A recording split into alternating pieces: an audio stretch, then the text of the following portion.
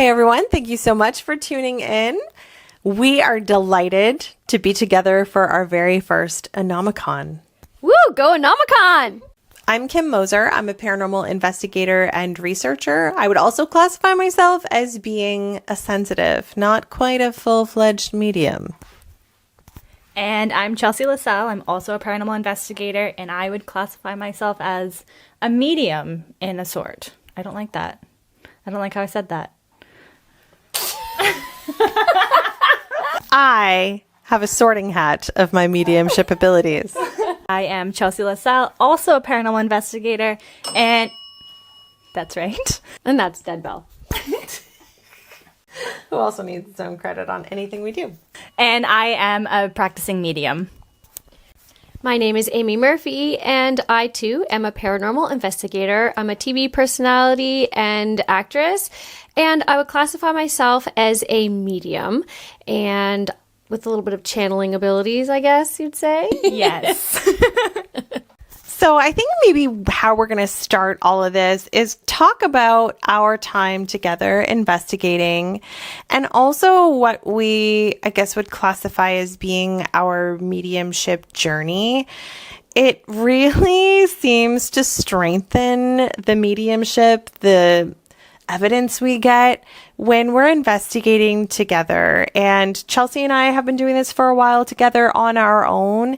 Amy and I have been doing this together for, I don't know, like 3-4 years, Amy? On the TV. We've been doing it for quite a while. Yeah, so Amy and I first met through a television series called Haunted, which is available on Eastlink here in Canada. And we investigated together, but not in the close proximity that we are now. Chelsey and I have been able to investigate together on her and her partner's YouTube, which is called Paranormal Discovery. And we've seen some pretty crazy places together. But now the three of us combined, the fireworks have gone off per se. So I noticed that I had what I would classify as being more of like a sensitive type of mediumship, especially when it comes to dreams. When my grandmother passed away, that was the light bulb moment for me. I had a dream about her coming to me saying that she was going at literally the exact time that she passed. So, I mean, that's really how I got into the paranormal. I've had very strange dreams, very vivid dreams about other people who have passed away, sometimes people's loved ones. Ever since, it's just not something that comes through super strong or at will. I've also taken some mediumship courses through a medium around here. Her name is Laura Warren, and she's really helped me sort of like hone what I currently have and to trust myself a little bit more. Chelsey, I know you've kind of had a bit of a discovery like that too, and then Amy, I'll let you go on how yours has evolved to this point. So my mediumship kind of started when I was just a young one. When I was 3 or 4, I was able to actually talk to my grandfather who had passed when I was only 1. So I really didn't know him very well. I kind of tuned it out throughout my whole teenage years, thought that it wasn't normal. So I completely tuned it out. And then once I started dating my partner and we started doing this together, I really tuned into it and realized that I have these abilities. I also did a little bit of mentoring from another medium back in Ontario, because I'm originally from Ontario. So I did a little bit of that just to kind of confirm that it's not just in my head, because when you're a medium, like, it's hard to, I guess, listen to yourself and really think that the messages you're getting aren't just made up in your own head. So I was able to get a little bit of validation, but I find I am my strongest when I am with these two. Like, it is unbelievable. I don't doubt myself. When the three of us are together, it is otherworldly. It's beautiful. It's crazy. I started my mediumship abilities when I was, well, I feel like I've always had sensitive abilities when I was little, but because I would always kind of shake the bed when I was little and things would happen. And it was just a thing that my parents always knew. It was just a really weird thing. We thought I had anxiety growing up, but it turns out now later in life, we feel I was channeling when I was younger, not knowing what it was. And then when I was older, I had an experience with one of my girlfriends, and her grandfather came to me. I never met him in my life. And her grandmother and her cousin all came to me when we were sitting down for lunch one day. I never knew any one of them from a hole in the wall. And I was describing them to a T, what they had to say to her. And it blew me away. And when I called my mom to tell her what happened, she wasn't even surprised. She was like, oh yeah, I have things like that happened to me and your aunt and your grandmother was a forerunner and all these things. So this kind of stuff is in my family and I didn't even know. But it wasn't until I started working on the TV shows that I started really uncovering, because I kind of, you know how you kind of push it away because you don't know if it's normal, if it's real, if it's made up. You don't really know what's happening to you. And then when you get into an environment where people like yourselves who have these same abilities and you get together and you're doing the same kind of work, it just goes, whoo, it just goes like wildfire and it all opens up and then it starts to make sense. So it wasn't until we started really working on the show that I really started digging in and uncovering it. And I feel like that's been my best experiences and my best learning is just being with you guys, because you make me feel really safe, that I can be me and feel what I'm feeling and I'm not judged by you. You help me to understand and learn and grow and explore. So that's been my best I say training grounds, has been just being with you guys. You're making my eyes water. No, it's so true. It's so true. And I think that we have this appreciation and care for one another too. And I've noticed even in the more recent investigations that we've done, which we have footage of that we're going to share with you guys on Chelsey and Lamar's channel called Paranormal Discovery. Amy and I have actually done our Reiki level 2 attunement together. And I've really kind of been able to pick up on more energy and feeling energy. And in our very last investigation that we did together, I could literally feel a spiritual energy traveling through Chelsey's body down to her ankle. And I was like, something's happening for Chelsey right now. And she's like, how did you know? And I could literally feel the vibrations coming through her leg because I was holding onto her ankle. And then on my other hand, I was holding Amy's hand. And then I was like, oh, something's happening for Amy right now. And she's like, yep, it sure is. Guys, so we are hopping into a mirror scrying session where Kim's going to be mediating Chelsey and Amy. So we're going to see who we can communicate with and see if we can come in contact with what is going on with this closet, whatever that could be. We're going to try and figure it out. So, yeah. Something's already going on for Chelsey. How did you know that? I can feel the energy through your leg. My eyes are like I have cataracts. Wow.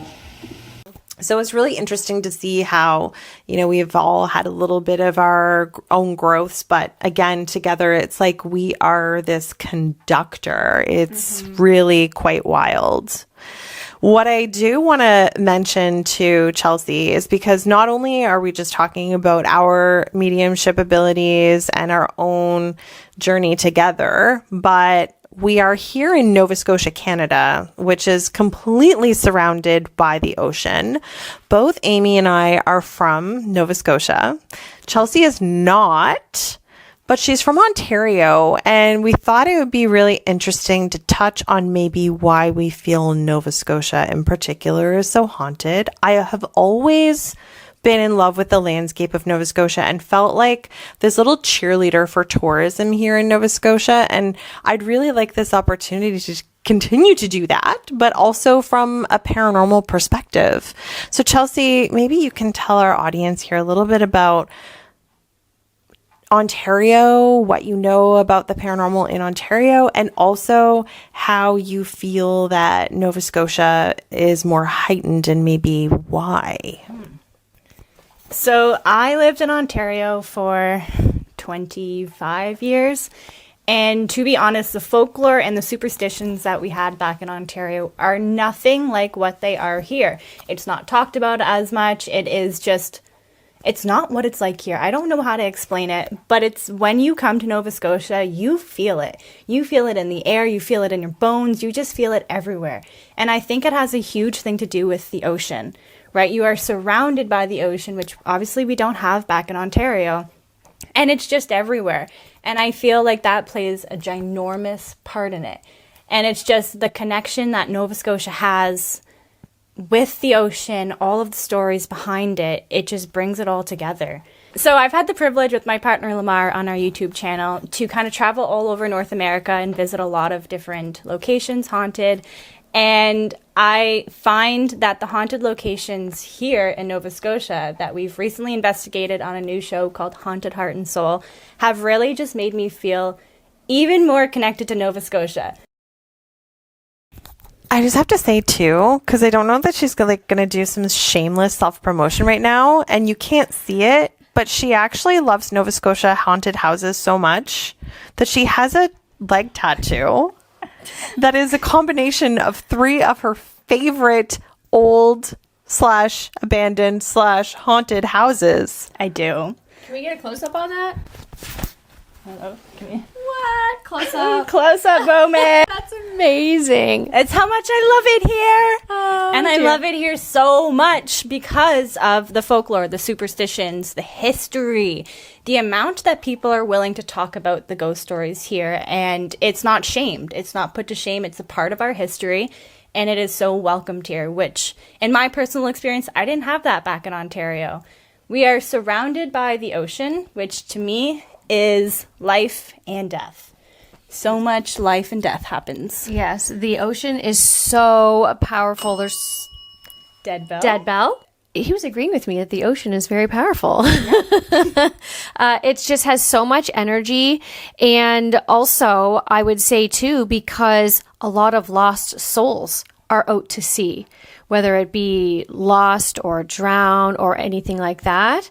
So much is out there, and we are surrounded by it. And the Titanic also, right? So again, just another huge example of the amount of death and life that has happened out on the ocean. And I feel a lot of the folklore is surrounded around that. And our rugged coastlines, the forests are magical here. The fairies in the forest, the fog, the mist, the moss that comes out. It's just so magical. You feel energy everywhere you go.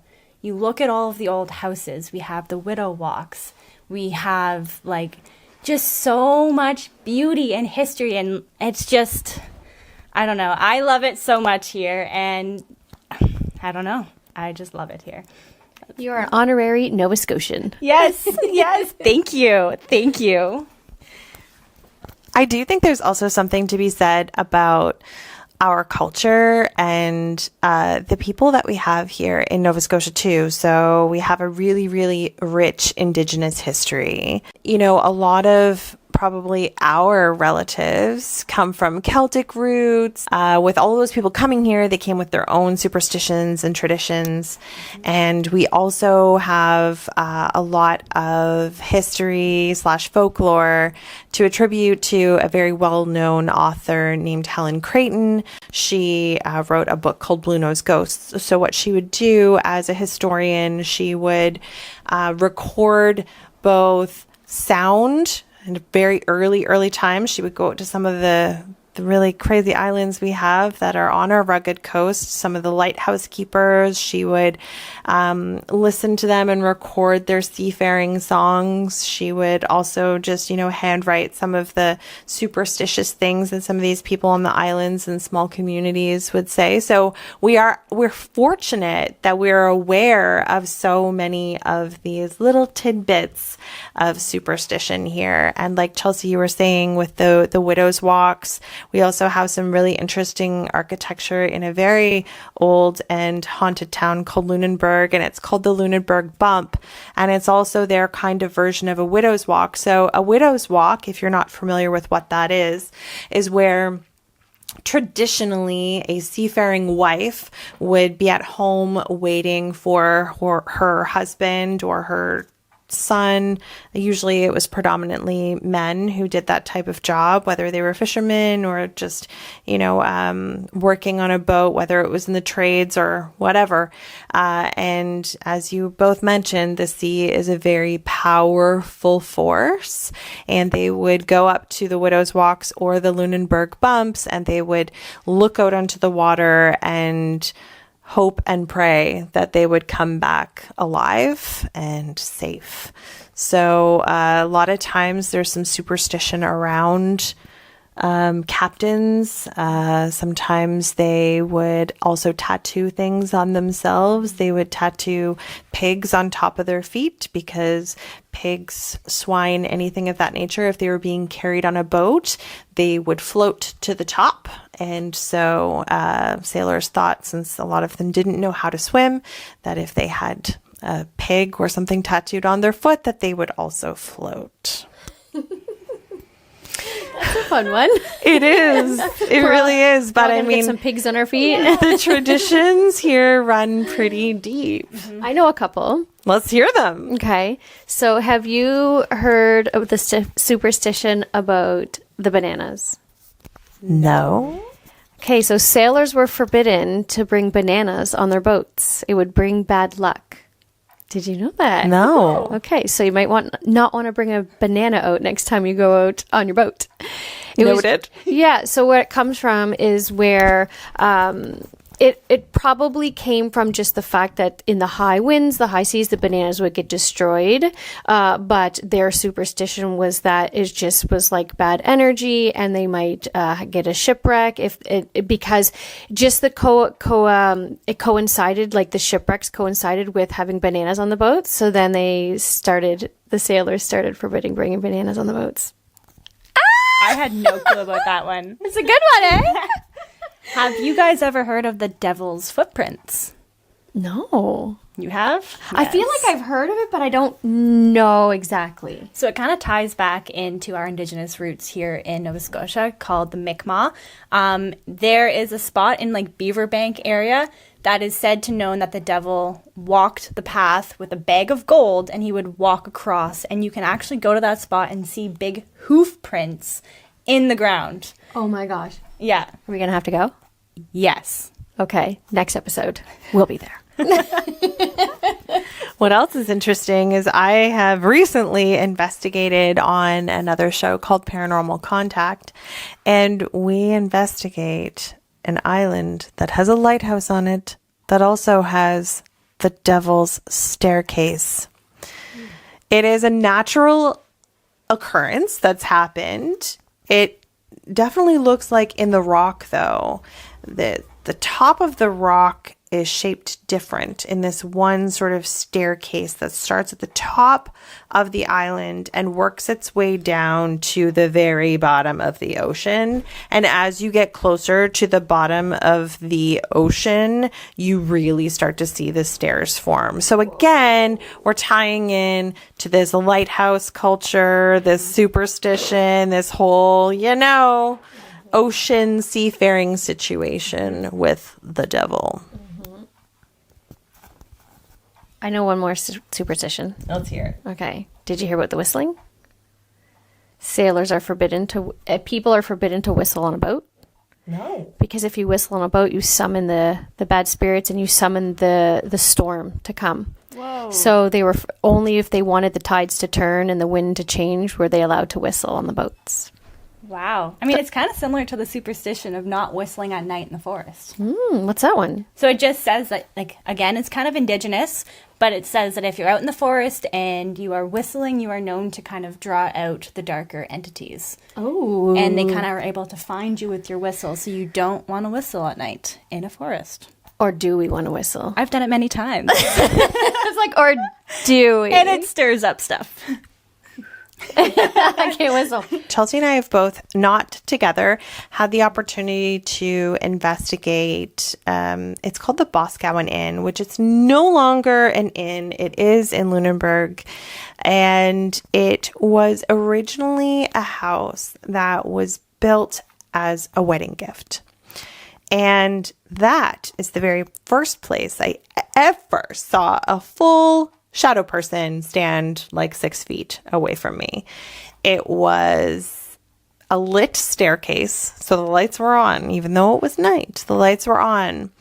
And I saw this blacker than black silhouette form in front of me. And I thought at first it looked like a silhouette of maybe a teenage boy. But again, I'm not like seeing any long hair or anything, so it could very well have been the woman who the house was gifted to, and her name was Edna. Edna was gifted the house by her father when she got married, but unfortunately her husband had gambled everything away. So the house was no longer hers when she passed away, and she passed away in New England somewhere. So I feel because of her close connection and this gift of this house that she became very possessive over the house. Now, there are a few more wedding gift houses in Nova Scotia, and they are all reportedly exceptionally haunted. Do you guys have any thoughts on maybe why that would be? I think maybe because it was given... Thank you, Dead Bell. I think maybe because it was given as a gift. Maybe it has something to do with the energy being passed on to someone else, that the energy is going to stick around the house a little bit more. I don't really know. And maybe there's big emotions of, that was a gift from someone they loved, and they probably had memories there, and so there's a lot of energy there, and so when they pass on, maybe they're still there because they still are attached to that strong energy and emotion that was once there. Yeah. I mean, come to think of it, I've kept a lot of little gifts that, my grandmother has given me over the years, and, I cherish that. So that would be maybe, a last memory that they have of that person giving them a gift, and it gives it that extra love and meaningful to it. We recently just did an investigation for Paranormal Discovery, and this house was built with the remains of the debris that were found in the Halifax explosion. And so that house had a lot of energy, a lot of power in it. That was an interesting investigation that we just had. Do we want to show a clip right here, right now? Do you guys want to see a clip? Are you waiting for some clips? Because here we go. Let's roll it. You look like one of her daughters. You remind her.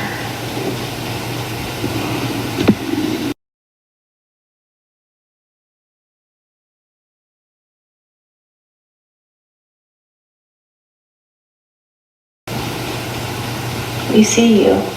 We hear you. Do any of these names mean anything to you? Francis. Is that you? Does Winifred mean anything to you? Does Dorothy mean anything to you?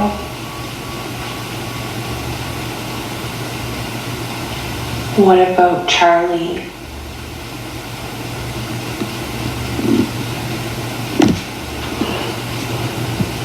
Thompson?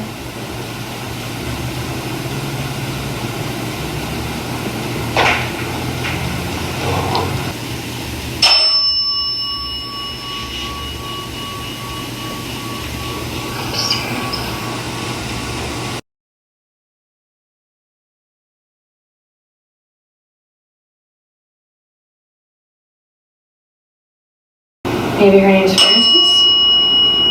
Yeah. I think that went off when that name was mentioned before.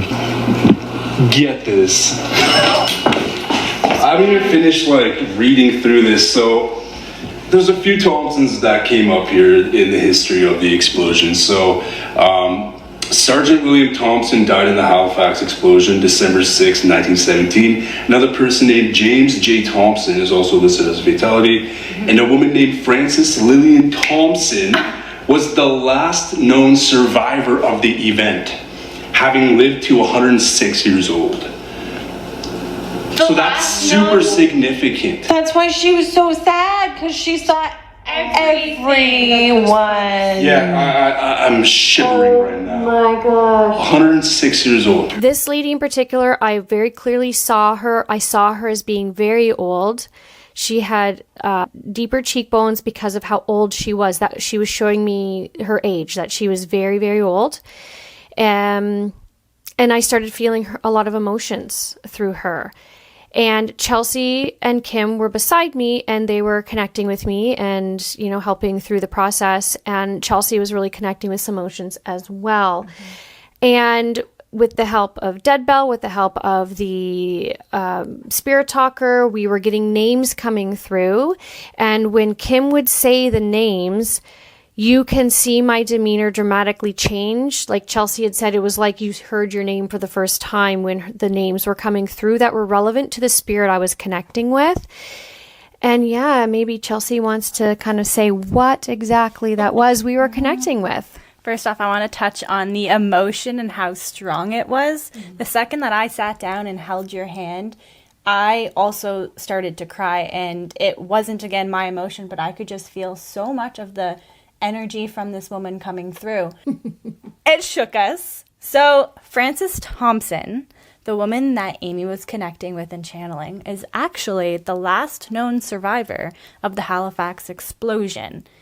She just died recently, about 3 years ago, and she was in her late 90s. But she was the last known survivor of the Halifax explosion. Like, to me, that's mind-blowing. Like, out of all the names that could have came out, like Frances Thompson, right after each other. It was beautiful. It was intense. It had so much behind it. And we figured that she was there because she must have had some kind of connection to, she came with maybe the debris of the house from the Halifax explosion, because the location of the house we were in was not even connected to her. So she had to have come through. Well, we kind of did think, we did kind of uncover that there was a portal there. There was a portal in the closet. Let's just Right now, I just about that. that my heart is racing right now, and I feel like there's something coming on, and I don't know what it is, but my heart is currently racing. So maybe you're bringing her about just even talking about her. You okay? Yeah. Ooh-wee. Okay, feel that. Kimmy's feeling it. Yep. So we think she might have, like, there's a portal there, and then maybe there was something with the debris, because why would she come there? Why there? Why us? But that house was built with debris from the Halifax explosion, and she was the last known survivor, so she would have ties to that. It just was it was really interesting, to say the least. We were not expecting that at all. No. At all. I also feel like maybe she did come through to us because we went there with a very pure intention to get, like, people's stories out, right? We wanted to talk about the history of the place, and to me, the best way I describe, like, spirits coming to us is, imagine a house with all of the lights off. Every single light is off except for one light in the bedroom, and you're outside of the street and you can just see that one light. To me, when there are people who are investigating, especially spiritual people like ourselves, that light is so incredibly bright that spirits will then see no other light except for that, and they're drawn to it. So I think that also helps her come forward, is seeing all of our light together and knowing that it's safe. It's welcome for her. And when we're together, our light, She bright. Yeah. Just a quick little touch in case you guys don't know what the Halifax explosion is. It's a massive explosion that happened in 1917. Thank you. So just a little quick touch. If you guys don't know what the Halifax explosion is, because even me, I did not know about it in school until moving here. So it happened in 1917 in Halifax, and it was two ships that had collided, and one of them had a massive amount of, like, dynamite and explosions on them, or explosives on them, and it exploded, and it took out all of the north end of Halifax, completely wiped everything out. A lot of lives were lost. It was a huge, huge, huge tragedy here in Halifax. And it really steeps into the folklore and the ghost stories and the history that we have here in Nova Scotia. And speaking of investigations that we've done together as well, we've done the Connaught Ruland House for Paranormal Discovery. And although that house was not a wedding gift house, it still has some notable history in the town of Lunenburg. It also does not have a widow's walk or a Lunenburg bump. But what I don't know if you guys know, the Connaught Ruland House second owner was a mariner merchant and privateer. Oh, interesting. I did not know that. Yeah, so, I mean, we don't even know if we were tapping into anybody from his family, but we absolutely had some really interesting stuff happen there. So much happened there. And another thing that's quite interesting about that house in particular is there's another superstitious side to it. I'm not sure if any of our viewers have ever seen the shoe in the wall situation, but it's quite prevalent here in Nova Scotia, especially in older homes, and it is intended to keep evil spirits and or the devil away. That house had one. And that house also had another superstition that we had here. I know you're going to say. Say it. So here in Nova Scotia, another big superstition is having like a crooked chimney. And again, that is so that the devil can't swoop into the house. So another superstition. Yes, and that house had that. Mm-hmm. So it had both. Mm-hmm. And was that before or after you fell through the floor? I was like either pushed or floated or fell through that floor. That was wild. I would have gone in between the hosts. Yeah. Yeah, because it follows the chimney all the way down. Which also, did you notice that the chimney is crooked? Like Yeah. it slanted They up. did that on purpose back in the day. Why? So, To keep out bad entities. bad energy. Yeah. Some people back in that time called it devil work, demons, to keep the devil away. So I'm trying to figure out if they were trying to give me a message or if they're trying to hurt me to keep me from giving more messages because I'm wide open right now. Yeah. I genuinely think it's because you are a mother and these kids probably sense that from you. Because I felt like I was not here for that moment when I walked over. I didn't feel like I was here, and it was like when I caught myself literally here on the floor. I was this far down. My whole body was dangling. And I was like this. And I just kind of like came to and I was like, like it was so weird. I felt like I've seen her like in the zone, we'll call it, when she's like full on channeling and stuff. And it doesn't look like she's there. And I didn't see everything happen, the play by play, but I did sort of see her out of the corner of my eye. And it looked like she was not with us. Oh man, Amy, you feeling okay? I feel physically fine. I might feel it tomorrow. Yeah. I literally caught myself. If I hadn't have caught myself, I would have been down and between the walls right now. I feel like there's definitely someone wants to share something with us. That was something, you guys. That was crazy. So another superstition, and I've seen a couple houses here have it. I haven't seen too many, but have you guys ever heard of the witch's window? I have not. Okay, so this is super cool. A couple houses have had windows that are placed in a very specific way. Their window is kind of on an angle. That way, when the windows are open, a witch can't fly into it. Oh, snap. They really did think of everything back in the day. They did. Yes. Wow. Thanks for the full-on goosebumps now. I don't know what's going on, but I'm just going to say this out loud because if it happens, cool. If it doesn't, I can cut this out because this is not live.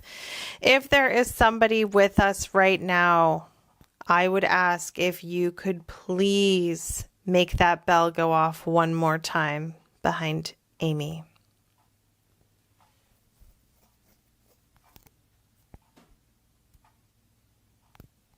It wasn't the bell, but that was a creak, and we're the only ones home. There's no one here in the floor full creek.